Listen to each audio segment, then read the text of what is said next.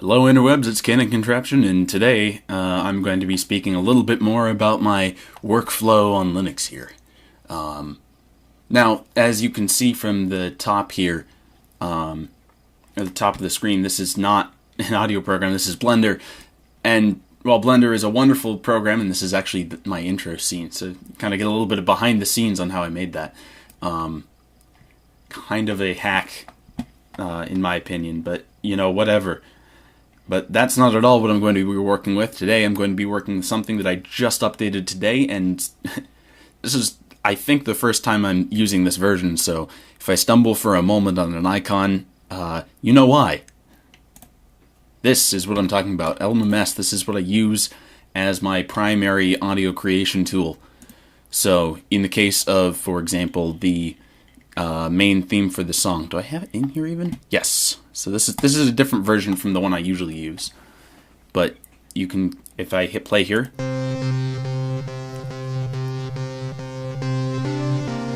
kind of familiar, right?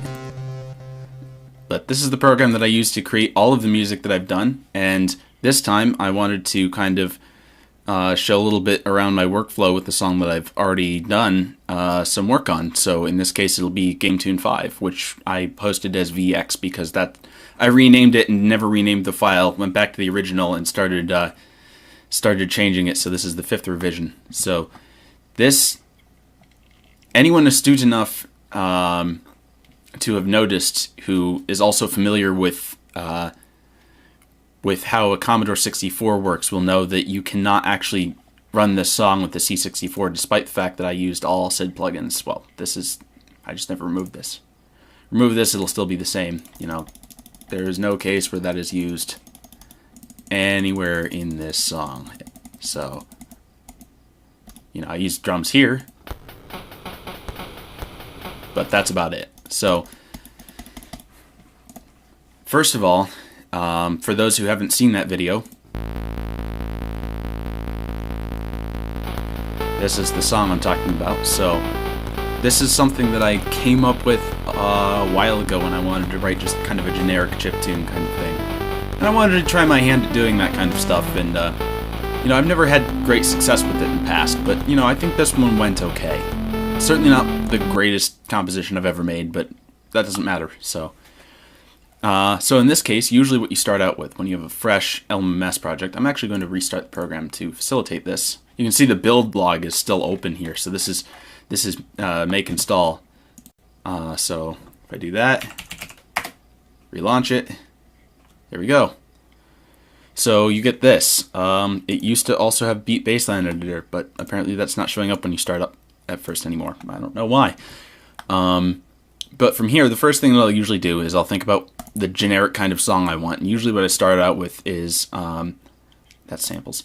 I'll start off by opening up the triple oscillator folder in presets here. And all of these up until you see this icon, like everything above here, up until the start of the folder, like everything in that range is stuff that I've created. So presets that I've come up with and saved on my own. So usually I select from here because I'm most familiar with these, but they also have a pretty good selection of factory files, so you may recognize that sounds kind of similar to a sound that I use in most of the introduction, which I think is kind of derived from this. Very similar sound, but the main thing to keep in mind here is that I've done some minor tweaks on it to make it more of my own sound. Now, you're not limited to doing just that. I think one or two of these I may have made from just dragging and dropping the plugin into a spot and, you know, tweaking it until it sounded right. But that one's definitely based on this one. In fact, they sound identical. I don't know whether they did at the time or why I thought I needed to save that, but yeah, there's stuff like that too. It's just this is what I'm familiar with, and if LMMS updates something and removes one, I think they removed a couple of the analog time sounds. Then, did they? Let's see. Yeah, they have one. They used to have two. And that sounds very different from how it used to, so that's closer. And then I have that one, which at the time was an octave up. So that kind of stuff is why I save all of these extras. So in this one, I'm going to actually not be working with triple oscillator. I think I actually may have started that one with triple oscillator, but let's just keep going here. So usually what I'll do is I'll select the sound, so we'll go with this one for now. And then I either double click it or drag it into the beat and bassline editor. I could drag it into the song editor, but the issue with that is if you want to create multiple copies of the same pattern or move parts of a song around, even if you just use the pattern once, then you're doing a lot more work if you're going to be using the song editor, because it does not allow you to just drop and move entire sequences. You have to actually use copy and paste to do that. I think cut is available there. It's not with the patterns in here, so making derivative bass lines is a little bit tougher in here, but it's still not that bad. So the first step I usually do is right click and click open in piano roll. Those who know the program will know that you can actually double click and it will come up with the same thing, but I found that that often toggles a step in the drum editor that's in the beat bassline editor without the piano roll. So let's just full screen this for a second. Favorite notes. You'll note that they get quieter as you move towards that end of the key and louder as you move towards that end. So in this case, I'm just going to do a quick C arpeggio.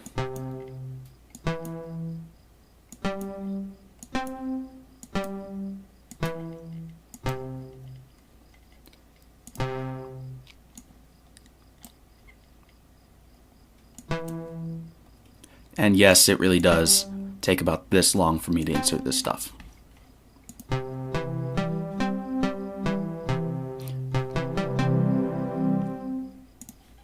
Or if I wanted this closer together, usually I would do something closer to this.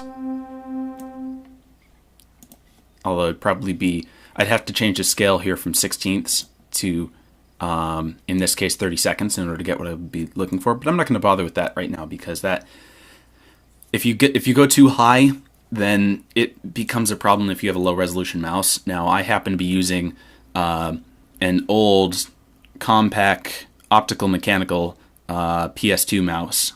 So, you know, it was made by Logitech and all, so it's not actually all that bad of a mouse. But the reason I like it is an optical mechanical, so it has the rolling ball on the bottom. And it tracks better than any mouse I've ever used. And that includes these newer Logitech micro receiver, nano laser, you know, add extra buzzword here mice that they're selling today. And a lot of that probably has to do with the fact that those are mostly wireless, and I've not had very good luck with their laser mice. I'm just going to throw that out there. All right, so this is what it'll sound like now.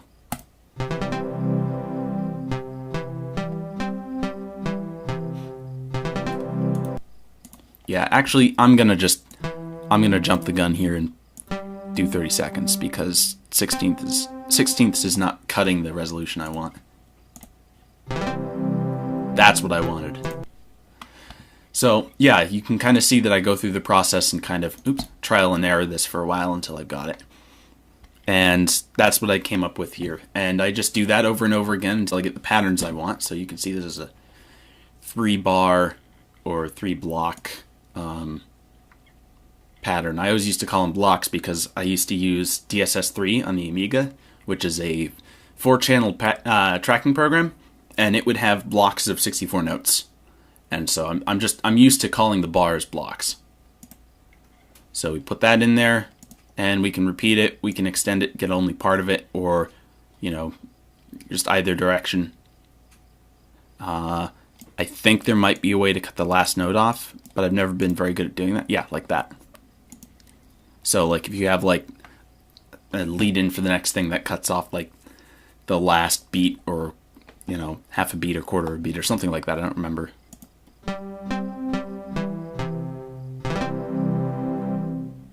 It won't work here because that portion of the song, like the entire last beat, just isn't used, so you won't notice that. But nonetheless, that's how you do that. And so the song editor is where you lay out the song, beat bassline editor is where you create all that stuff. Piano roll is where you do that.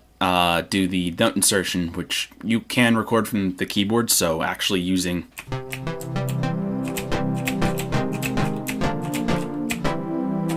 the keyboard itself, whether it be MIDI or, in my case, the regular mechanical keyboard that I use for gaming, typing, working on the command line, which I do much more of than I probably need to, but that's just because once you know it, it's quicker. Especially in Linux. But yeah, so I go through that general process, and in the end, I generally come up with something. Oh, let's do something that I haven't uploaded so far. So we're going to close out without saving. So this is another project of mine, and I'll probably be uploading this maybe right before this video on SoundCloud. So I'm going to turn on, this is a visualizer so you can see kind of the waveform. I don't know, pointless to me anyhow, but it looks cool, so I leave it on. So those of you who have played Super Tux will know that, or who have explored the game's files anyhow, will know that the main theme that's used while you're playing the game is called Chip Disco, or if you look it up online, it's actually Mortimer's Chip Disco. And so when I was looking around for inspiration for a new song one day, I was like, well, gee, this song is actually really cool, and it was done with a tracker and is a .mod file in the, I think that was a .mod file in the original Super Tux. And well, either way, whether it was or wasn't, it was really cool to just see that kind of sequenced music and that kind of quality. So I did kind of a, not exactly a style parody, but, I drew a lot of inspiration from that. And those of you who know the song probably can tell at this point. So, if I'm to open up the beat and bassline editor, you can see the specific instruments that I'm using. So, in this case, I'm using one NES plugin patch. I guess I can call them patches. One NES instrument. That was the word I was looking for. One Opulent Z, which is an emulation of. Oh, what chip is that? Well, it doesn't say in here, but it emulates I think it's the YM3812, which was used in the original Adlib and Sound Blaster cards. And then I used Triple Oscillator, which is very much changed in style. I really didn't expect all the orange. But it is sort of three different waveforms that you can stack on top of each other and oscillate in different ways. And that's the one that I'm most familiar with. So, you can, if I go back here and just play this, you can kind of see that's what this one sounds like. And then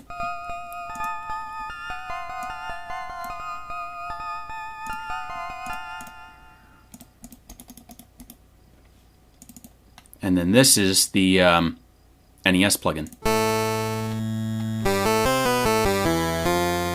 Now, I don't know if the NES would be able to do this exactly, because I know it has a limited synth chip, so it can do technically 9-voice sound, but you can't change the modes of any of the voices, so it has generally 1 or 2 for each different mode, and I'm not sure whether it would have 2 of this particular one. So, nor do I know if this particular configuration is possible. It may very well be, but I just don't know. So, yeah, I do stuff like that, and this program's also good for other things like sort of, I'm not going to say more realistic sounding, but, less chiptune-y. So this is something that I posted a while ago. This is, what was it? The very last movement of the Great Journey Suite. I think it was 7.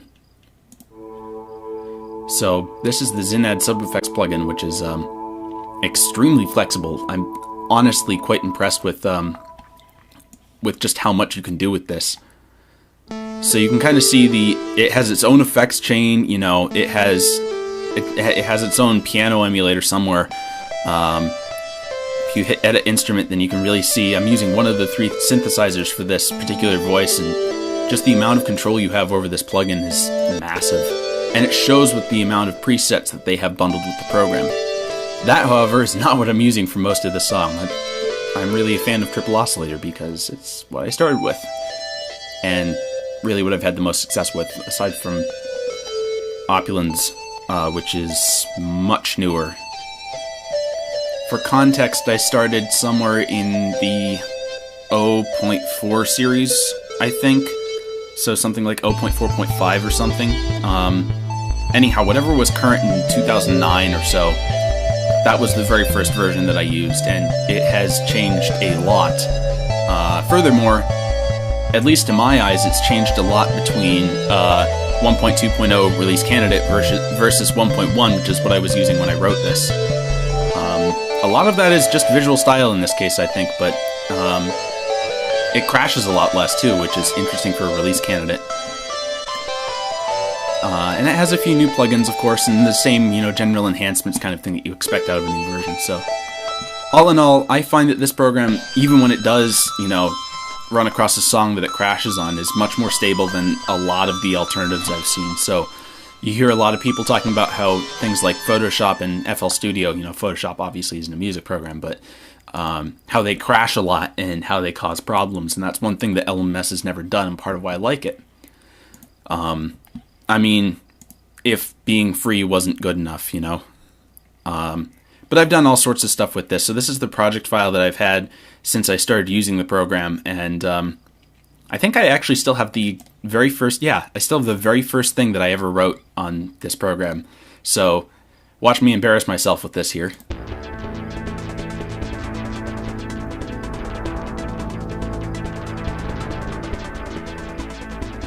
I think this has been modified, because this does not... Either it's been modified or the instruments have changed somewhat, or triple oscillators changed or something, because that sounds a little different from how I remember. But that is the very first thing that I did in this program when I first fired it up and tried my hand at writing stuff. And I think I may have uploaded Space Station 1 at one point, but that was the first, close to a minute-long song that I did.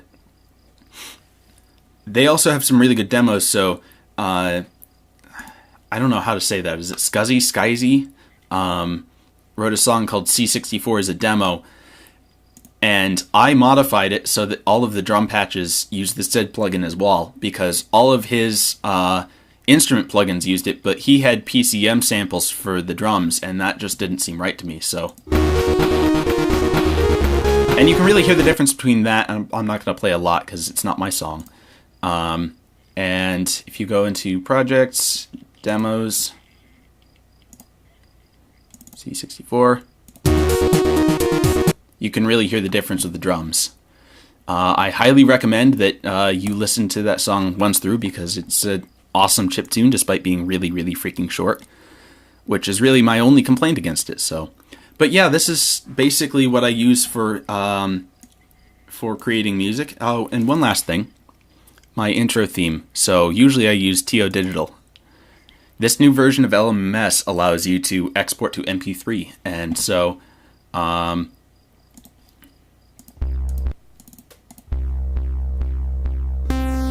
this should sound very familiar. I actually overlaid this with another one in my last couple because it sounds really good when you overlay it with the Opulence plugin, and that's something that this one on its own, nor any that I have on their own, actually do. So let's just hit export, and this is the very last thing that you ever need to do with the program, is just hit export. And joint stereo. Oh, this is interesting. What is joint stereo? It looks like they're removing preferences that don't have to do with that plugin. Yes they are. That's good, because at one point it would just tell you that some of this stuff is not